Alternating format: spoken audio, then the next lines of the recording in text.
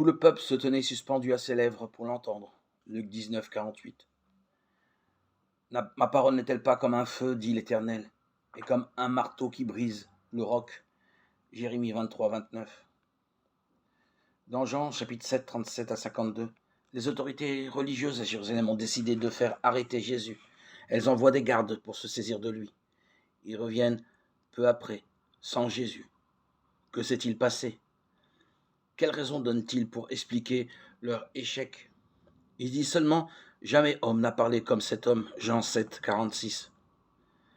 En partant chercher Jésus, les gardes étaient remplis de préjugés à son égard. La plupart des gens, les plus grands et les plus instruits de la ville, considéraient Jésus de Nazareth comme un imposteur. On l'accusait d'être un blasphémateur, de chasser les démons par le chef des démons.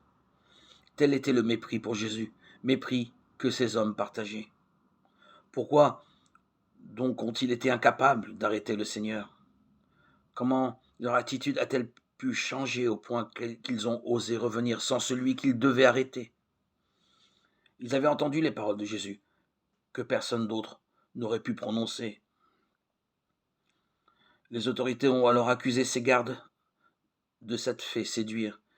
Mais un des chefs, Nicodème, a répondu qu'il fallait d'abord écouter Jésus avant de le rejeter. Les chefs religieux ont alors demandé avec ironie à Nicodème s'il était lui aussi un disciple de Jésus. Ce que Nicodème a dit est toujours vrai. Pourquoi rejeter l'Évangile avant de l'avoir lu ou écouté? La parole de Dieu a cette force de nous conduire vers le Sauveur. C'est en la lisant que l'on vient à la foi. Elle a sa propre force de conviction.